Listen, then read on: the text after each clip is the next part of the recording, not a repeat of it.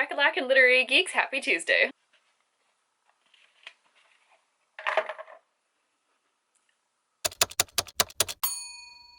The countdown to Nano has begun. We are officially, what, 3 days? 4 days now? And I suppose the advice I'm giving today might be a little bit better for after November, but I don't want to wait that long because I'm gonna forget if we don't do the video now. Whether you're new to writing, young to writing, you just write poetry, you just write prose, you've only written nonfiction, there's going to come at least one time when you're reading over your work and you're thinking to yourself, this doesn't sound right. And often in that situation, you don't know why. You're just reading it being like, this sounds amateurish, this sounds too clunky, this doesn't sound natural. Sometimes it's as simple as maybe you wanted to write something in first person, but you wrote it in third because you thought that it would sell better, and looking back on it, you need to switch the whole thing back to first person because it just flows nicer when you write that way. Maybe you're writing a historical fantasy novel, but you accidentally had your main character being like, that's dope, man, halfway through the manuscript, and you're like, yeah, I gotta cut that out. As an English major and somebody who has been actually speaking with multiple writers and English teachers over the last little while, I have compiled a list that conveniently is 10 things long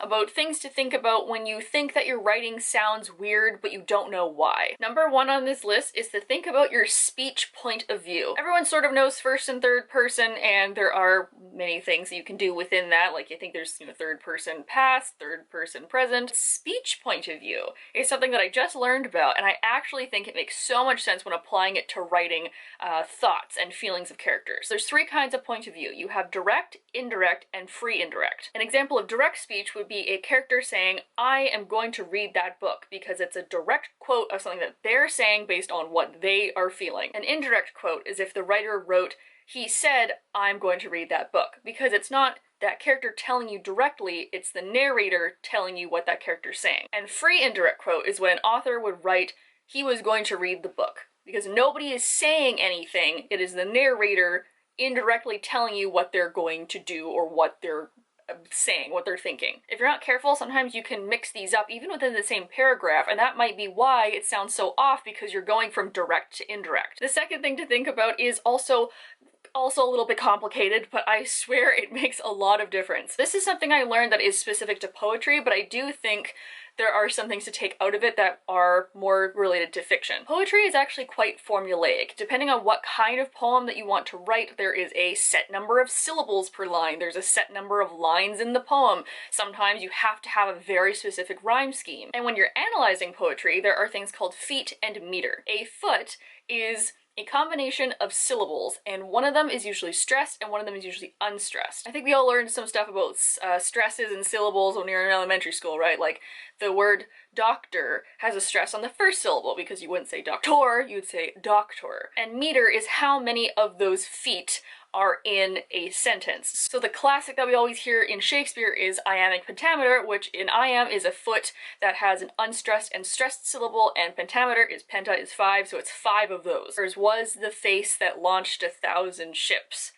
Do you like that? That's where the stresses are within the sentence. Now, English is a very stress-based language, but you can't stress every single word. And in poetry, and a bit in fiction as well, you're trying to stress certain parts of the sentence to draw more attention to them. So if you use 8 really big, powerful words in a sentence, it's going to confuse your reader because everything is so emphasized when you're reading it normally, it should have at least some unstressed parts of the sentence. And something adjacent to that, maybe I'll make this tip 2.5 or something, is harsh sounds versus soft sounds, which does go with the stress or attention that it deserves. Hard sounds include G's, H's, CH's, whereas soft sounds are like V's and S's. And you can play around with how many of those hard sounds and soft sounds there are in a sentence or in a title. If something sounds a little clunky, you may want to like switch up some words and like feel out what the feeling is of what you're trying to say. The third thing to think about is incorrect or redundant modifiers. I notice I do this a lot too in my first drafts, but if you are describing something as having a red color, why are you describing it with 2 words? It only needs to be 1. It's going to be an object that is red. We know that red is a color. Well, the other example that I've seen a lot is heading out into the rain, when you could just say heading into the rain. Like, we know they're going out of where they are into some other new place. And unless it's a scene with a sense of urgency, you don't really need to tell somebody that they were running quickly, because we know that running is an action that involves somebody moving very fast. So if you have too many modifiers, sometimes it can either A, make the sentence longer and harder to read, or B, confuse your reader because you're constantly being told exactly what is already there. Number 4 is similar to that in be very careful if you're repeating words too close together. I mean, I don't think any of you are going to be going around being like, the blue sky was very blue today, but it is quite easy to repeat a word either 1 or 2 sentences afterward, and so when you're reading it over again, it's kind of this subconscious repetition that you don't really need. For example, if you say, she went into her bedroom. Once she was in her bedroom, she grabbed, etc., etc. You don't really need to have the second reference to bedroom. We know that she's already there. Your readers are probably not that dumb. Like, we know where she's going if you've already given the action of her going somewhere. Or the one that I'm very guilty of is using I a lot. So it's, I went and did this. Once that was done, I went and did that. I thought this. And it's very difficult to break, especially when you're in that first person narrative. But you're a writer. Get creative. You don't have to say, I saw that the trees were very green today. Just say the trees were green. Or you don't have to talk about how, oh, I feel so nervous. Say, nerves welled up in my gut. There you go. That was just for free. Enjoy. As we go on to number 5, I'm just realizing how many of these are like small grammar points, but truly it makes such a difference. It's a lot easier for your audience to read your writing and get the point that you're trying to make if your sentences are less cluttered. So consider how many words that you're using in a sentence. If you're describing the blue sky outside, you don't have to say, it was a bright blue, cloudless, sunny day, because you probably could portray that it's a sunny day with like 2 words. God, I do this in English class all the time because I like to talk and I like to explain things to the nth degree, and so it'll be like, write a 700-word essay, and I'm like, what if I just wrote like a 900-word essay instead? But I've learned that you can't do that, so just make sure that you're not adding words unnecessarily, even if you think it sounds better or it sounds more prose-y. You really can condense things down a lot more than you think that you can. Number 6 is one of the things I find most obvious as a reader, but the hardest to do as a writer, and that is to match what you're telling your reader to the actions or characters in your book. I specifically remember reading this one book where the author, I think in the blurb and in the first couple chapters, was like, oh, that person is such a bad person. They're like they're so cool, but like they're so bad. But then in the book, there was literally nothing that told me that they were a bad boy or that they were, dangerous or whatever. Like, they were just a totally fine, normal character. And I'm like, I feel like I'm being slightly deceived. Or I was reading a book where the main character is going to a new school, and it's described the school is very small. It's a small town, it's a small school, but there's chapters of her wandering around campus getting lost, but I'm like, I was just told that the school is small and that there's like 300 students, so like it doesn't match, so just be careful. Like, make yourself a note list or something of like, did you make it a big campus or a small campus? Because it's those little things that are going to throw the reader off, and then that's going to make your writing seem a little bit more amateur. Number 7 is speech caps, and I'm sure you've heard this a lot, so I'm only going to go into it a little bit. It is perfectly okay to use the word said. He said, she said, they said, I said, is great, it's fine. To me, this is a big clue that it's an amateur writer. If every other person, if they mumbled, they screamed, they yelled, they shouted this line, and I'm like, you're very dramatic over here, oh my goodness. Unless this is a theater company, it's too much. Yes, of course, you're gonna want to add speech modifiers here and there, add it sparingly. Think of it as like salt or vanilla extract. Like, you want some, but not a lot, because it's gonna get real salty real fast. Number 8 is one that I have a lot of trouble with as well, and that is to read your conversations out loud. I am absolutely atrocious at writing dialogue. I'm just not good at it. I'm like, have I ever heard anybody talk in my life? Have I ever spoken in my life?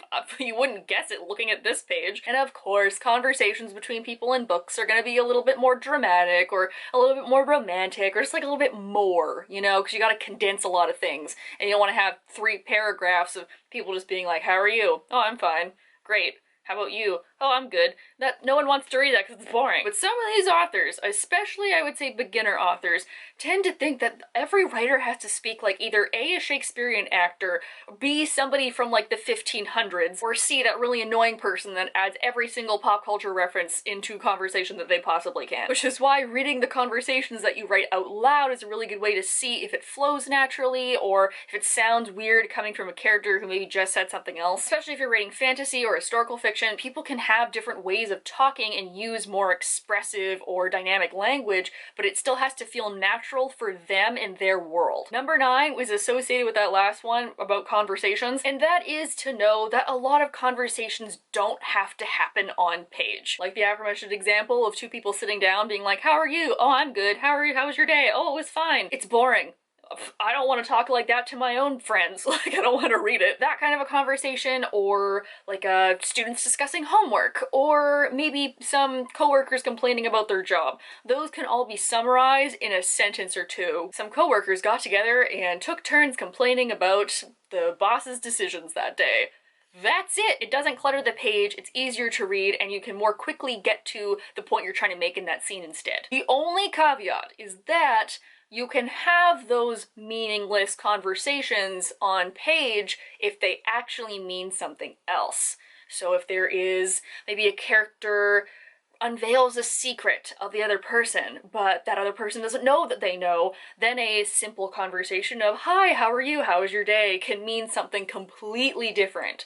But it has to mean something to the characters and it has to mean something to the reader. And lastly, number 10, one of the easiest things that you could do when you're looking at your writing and you feel like it doesn't look quite right is to check your grammar and change up your sentences. Are your sentences too long? Do they just go on and on forever and saying the same thing and using like 7 commas? Just chop that up into smaller thoughts. Or are your sentences too short? Are you using a harsh period after every thing that you're trying to say? Maybe try combining some stuff. Use a comma now and then. They're very fun, you know, stretch it out, make it a little bit more flowy. Or my personal favorite, combined thoughts or combined sentences. You don't have to have this happens here, this happens here. You can have this happens here and then this happens there.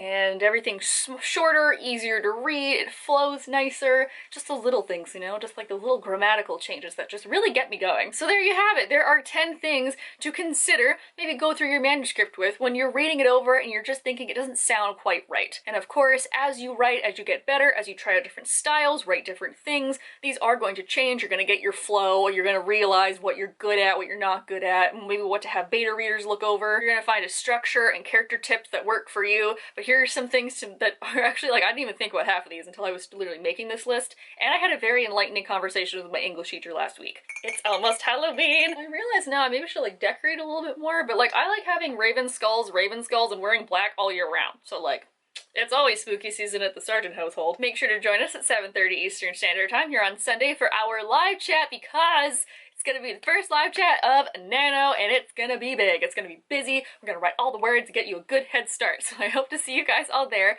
Happy Halloween and happy reading. Bye!